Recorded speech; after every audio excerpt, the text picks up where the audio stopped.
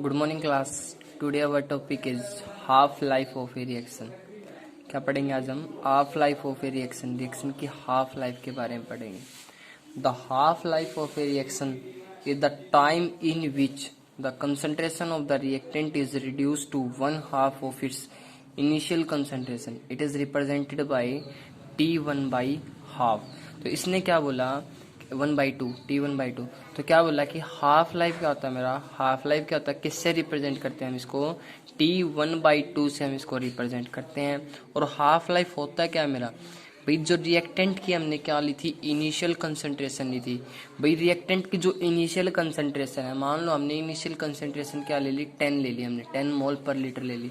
तो जब initial concentration मेरी हाफ हो जाए, यानी कि 10 मोल का क्या है हाफ, यानी कि 5 मोल पर लीटर हो जाए, तब हम मैं क्या बोलूँगा उसको? उसकी हाफ लाइफ बोलूँगा। क्या बोलूँगा हम उसको? उसकी हाफ लाइफ बोलूँगा। ठीक है। तो क्या बताया मैंने कि जो इनिशियल कंसंट्रेशन है किसी टाइम के ऊपर क्या हो जाए? मेरी हाफ हो जाए भाई। हाफ रिएक्टेंट को कंज्यूम होने के लिए जो टाइम लग रहा है मेरा, उस टाइम को मैं क्या बोल रहा हूँ? हाफ लाइफ बोल रहा हूँ। क्या बोल रहा हूँ उसको मैं? Half life. तो जीरो ऑर्डर रिएक्शन के लिए हमने क्या पढ़ा था कि अपना जो रेट कांस्टेंट है किसके बराबर होता है? इनिशियल कंसंट्रेशन माइनस में final concentration divided by time taken. तो इनिशियल कंसंट्रेशन मैंने क्या बोला? हाफ लाइफ निकालनी है। तो हाफ लाइफ के लिए यानी कि मेरा टी किसके बराबर हो जाएगा भाई? हाफ लाइफ के लिए निकालूंगा तो हाफ लाइफ के लिए मैंने क्या बोला? T1/2 होगा मेरा। तो मैंने क्या बताया कि आपको कि हाफ टाइम के ऊपर जो रिएक्टेंट है मेरा, जो रिएक्टेंट होएगा वो कंसंट्रेशन क्या आएगी? इनिशियल कंसंट्रेशन की क्या आ जाएगी? उसकी हाफ हो जाएगी। तो K किसके बराबर पुट कर दो यहाँ पे? R0। और R मैंने किसके इक्वल लिया? 1/2 R0 के इक्वल लिया, क्योंकि हाफ टाइम के ऊपर क्या आएगी मेरी? हाफ कंसंट्रेशन हो जाएगी किसकी? रिएक्टेंट की, क्योंकि हाफ रिएक्टेंट मेरा क्या हो जाएगा? कंज्यूम हो जाएगा। और डिवाइडेड बाई टाइम की जगह मैं क्या लूंगा? T1/2 लूंगा। तो मैं जब इसको सोल्व करूंगा तो देखो यहाँ पे 1R0 में से मैं क्या घटा दूं? 1/2 R0 माइनस कर। तो क्या बचा यहाँ पे मेरा? R0 बच जाएगा और डिवाइडेड बाई क्या था मेरा? T1/2 हो जाएगा। अब मैं T1/2 को उस साइड लेके जाऊं तो यहाँ पे K क्या आ जाएगा मेरा? डिवाइड के अंदर आ जाएगा। तो हाफ लाइफ किसके लिए? जीरो ऑर्डर रिएक्शन के लिए किसके बराबर होगी? Initial concentration divided by 2 into में रेट कांस्टेंट के बराबर। ठीक है। तो ये आपको फॉर्मूला याद रखना है। तो आपसे न्यूमेरिकल में डायरेक्ट पूछ लेगा कि हाफ लाइफ निकालो भी जीरो ऑर्डर रिएक्शन के लिए, तब आपको इनिशियल कंसंट्रेशन गिवन मिलेगी और रेट आपको क्या मिलेगा? गिवन मिलेगा। तो निकाल दोगे। अब देखो इस टर्म से आपको, इस इक्वेशन से आपको क्या समझ में आ रहा है भाई? इस इक्वेशन से आपको पता चल रहा है कि आपके जो जीरो ऑर्डर रिएक्शन के लिए हाफ लाइफ टाइम पीरियड है किसके डायरेक्टली प्रोपोर्शनल है? वो डायरेक्टली प्रोपोर्शनल आपकी इनिशियल कंसंट्रेशन के, और इनवर्सली प्रोपोर्शनल है किसके? वो रेट कांस्टेंट के। तो क्या बोला मैंने यहाँ पे भाई? Half life zero order reaction के लिए डायरेक्टली प्रोपोर्शनल है इनिशियल कंसंट्रेशन के, और इनवर्सली प्रोपोर्शनल है किसके? रेट कांस्टेंट के। ठीक है, आया समझ में यहाँ तक? अब देखो इसके बाद हम पढ़ रहे हैं फर्स्ट ऑर्डर रिएक्शन के लिए। तो फर्स्ट ऑर्डर रिएक्शन के लिए आपकी रेट की वैल्यू क्या थी? रेट कांस्टेंट की वैल्यू क्या थी? 2.303 divided by time log of initial concentration divided by final concentration. तो मैंने क्या बोला? टी में 1/2 ले रहा हूँ तो मेरी जो कंसंट्रेशन है किसके बराबर हो जाएगी? इनिशियल कंसंट्रेशन डिवाइडेड बाई 2 के बराबर हो जाएगी मेरी जो रिएक्टेंट की कंसंट्रेशन है। तो मैं अभी इस इक्वेशन के अंदर क्या पुट कर दूं भाई? टी की जगह 1/2 पुट कर दिया मैंने, और आर की जगह मैंने क्या पुट कर दिया? R0 डिवाइडेड बाई 2 पुट कर दिया। तो R0 डिवाइडेड R0 से R0 कैंसिल होगा, तो यहाँ पे क्या चलेगा? ये ऊपर चला गया 2 मेरा यहाँ पे। तो log ऑफ 2, तो log ऑफ 2 की वैल्यू क्या होती है? 0.301 होती है मेरी। ठीक है। तो यहाँ से मेरे को निकालना क्या है? टी हाफ निकालना है। तो टी हाफ उस साइड लेके जाऊंगा तो के क्या हो जाएगा मेरे? डिवाइड में। और इस वैल्यू को मैं सोल्व करूंगा तो मेरी वैल्यू क्या आएगी? 0.693 डिवाइडेड बाई T1/2। तो हाफ लाइफ किसके लिए? फर्स्ट ऑर्डर रिएक्शन के लिए मेरा किसके बराबर हो जाएगा? 0.693 डिवाइडेड बाई के बराबर हो जाएगा। तो हम क्या कह सकते हैं भाई? फर्स्ट ऑर्डर रिएक्शन के लिए जो हाफ लाइफ है वो कंसंट्रेशन के ऊपर क्या होता है? इंडिपेंडेंट होता है, क्योंकि इसके अंदर कंसंट्रेशन की टर्म है ही नहीं हमारी। तो हाफ लाइफ क्या बोला मैंने? फर्स्ट ऑर्डर रिएक्शन के लिए किसके ऊपर डिपेंड करेगा? रेट कांस्टेंट के ऊपर डिपेंड करेगा, और इंडिपेंडेंट किसके ऊपर होएगा, वो कंसंट्रेशन के यानी कि इनिशियल कंसंट्रेशन के ऊपर क्या आएगा मेरा, इंडिपेंडेंट होएगा। ठीक है, तो जीरो ऑर्डर रिएक्शन के लिए क्या बोला था भी, जो जीरो ऑर्डर रिएक्शन के लिए हाफ लाइफ टाइम पीरियड क्या मेरा डायरेक्टली प्रोपोर्शनल है, किसके किसके बताया था डायरेक्टली प्रोपोर्शनल, मैंने आर नोट के डायरेक्टली प्रोपोर्शनल बताया था, और इनवर्सली प्रोपोर्शनल किसके बताया था मैंने, रेट कांस्टेंट के इनवर्सली प्रोपोर्शनल बताया था। यहाँ से देखो, ठीक है, आया समझ में। अब देखो फर्स्ट ऑर्डर के लिए क्या बताया भाई, फर्स्ट ऑर्डर के लिए जो हाफ लाइफ है टाइम किसके ऊपर डिपेंड नहीं करती मेरी, कंसंट्रेशन के तो ऊपर डिपेंड करती नहीं है मेरी, यानी कि इनिशियल कंसंट्रेशन के ऊपर डिपेंड किसके ऊपर करती है, रेट कांस्टेंट के ऊपर डिपेंड करती है, और रेट कांस्टेंट क्या है मेरा, इनवर्सली प्रोपोर्शनल में वहां पे। ठीक है, आया समझ में। अब देखो अपना नेक्स्ट टॉपिक है pseudo of first order reaction. Pseudo of first order reaction क्या होती है, सच रिएक्शन यानी कि वो reaction which are not truly of the first order, यानी कि जो असलियत में हमारी ट्रूली क्या होती है, हमारी फर्स्ट ऑर्डर रिएक्शन होती नहीं है, बट अंडर सर्टेन कंडीशन, कुछ कंडीशन के ऊपर become reaction of the first order, कैसी हो जाती है, वो फर्स्ट ऑर्डर की तरह काम करना स्टार्ट कर देती है। मतलब वो रिएक्शन जो हमारी सच में तो क्या नहीं होती, फर्स्ट ऑर्डर रिएक्शन होती नहीं है, बट कुछ गिवन कंडीशन के ऊपर, कुछ कंडीशन के अंदर यानी कि चेंजिंग कर दे हम, तो वो किसकी तरह काम करना स्टार्ट कर दे, फर्स्ट ऑर्डर की तरह काम करना स्टार्ट कर दे, तो उस रिएक्शन को हम क्या बोलते हैं, स्यूडो फर्स्ट ऑर्डर रिएक्शन। क्या बोलते हैं यहाँ पे, स्यूडो फर्स्ट ऑर्डर। यहाँ पे पी साइलेंट हमारा, तो इसको बोलते हैं हमने स्यूडो फर्स्ट ऑर्डर रिएक्शन। आया समझ में।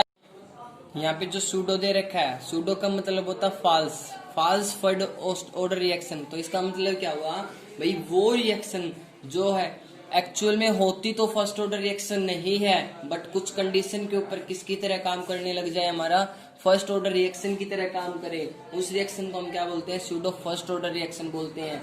तो स्यूडो फर्स्ट ऑर्डर रिएक्शन की क्या example, hydrolysis of ethyl acetate. Ethyl acetate का जब हाइड्रोलाइसिस करेंगे तो वो क्या उसका एग्जाम्पल है। इसी प्रकार इन्वर्जन ऑफ कैन शुगर का इन्वर्जन करते हैं तो ग्लूकोज और फ्रुक्टोज के अंदर टूटता है, ठीक है। तो ये क्या दोनों के दोनों स्यूडो फर्स्ट ऑर्डर के रिएक्शन है। भाई स्यूडो फर्स्ट ऑर्डर रिएक्शन क्यों बोले भाई, रिएक्टेंट के अंदर क्या है मेरे भाई, एक तो हमारा ये इथाइलिन एसीटेट है और क्या मेरा वाटर है। यहाँ पे वाटर के ऊपर डिपेंड नहीं करता, कुछ कंडीशन के ऊपर भी कंडीशन चेंज कर दे तो वाटर के ऊपर जो हमारी रेट है क्या हो जाती है, इंडिपेंडेंट हो जाती है। तो रेट किसके ऊपर डिपेंड करेगी, यहाँ पे इथाइल एसीटेट पे। इसी प्रकार इसके अंदर भी वाटर के ऊपर डिपेंड नहीं करेगी, किसके ऊपर डिपेंड करेगी, कैन शुगर के ऊपर। तो रेट सिर्फ एक ही रिएक्टेंट के ऊपर डिपेंड कर रही है, तो इसका मतलब रिएक्शन कैसी होगी, हमारी फर्स्ट ऑर्डर रिएक्शन होगी, ठीक है। बट एक्चुअल में है कैसी हमारी रिएक्शन, फर्स्ट ऑर्डर रिएक्शन है नहीं हमारी, बट कुछ कंडीशन के ऊपर किसकी तरह काम कर रही है, हमारी फर्स्ट ऑर्डर की तरह काम कर रही है, ठीक है। समझ में। अब देखो आपको यहाँ पे दिया एक टर्म गिवन है, भाई आपको क्या बताना है, threshold energy of a reaction बतानी है। तो थ्रेशोल्ड एनर्जी होती क्या चीज है, तो ये बताते हैं हमें the minimum energy which the collision molecule must have in order then the collision between them may be effective is called threshold energy। भाई जैसे हमारी कोई रिएक्शन हो रही है तो रिएक्शन के अंदर जो रिएक्टेंट है, रिएक्टेंट के जो मॉलिक्यूल्स होते हैं हमारे, तो मॉलिक्यूल्स क्या करेंगे, कोलिजन करेंगे। तो वो कोलिजन को, उस कोलिजन को इफेक्टिव बनाना हमें, मतलब प्रोडक्ट के अंदर चेंज करना। अभी रिएक्टेंट को हम क्या करते हैं, रिएक्शन के अंदर प्रोडक्ट के अंदर चेंज करें। अब रिएक्टेंट के जो मॉलिक्यूल्स हैं उनके बीच में क्या हो रहा है, कोलिजन हो रहा है हमारा। अब देखो जो कोलिजन प्रोडक्ट करने के लिए क्या होता है हमारा, रिएक्टेंट से प्रोडक्ट के अंदर कन्वर्ट कर रहे हैं हम, तो जो कोलिजन रिएक्टेंट को प्रोडक्ट के अंदर कन्वर्ट करेगा तो उस टर्म को हम क्या बोल रहे हैं वहां पे, इफेक्टिव कोलिजन।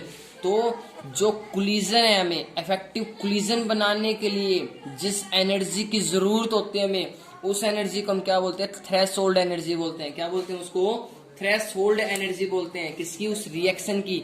अब एक नेक्स्ट टर्म हमारे पास एक्टिवेशन एनर्जी। एक्टिवेशन एनर्जी क्या होता है, the minimum extra amount of energy absorb by the reacting molecules so that their energy become equal to threshold value.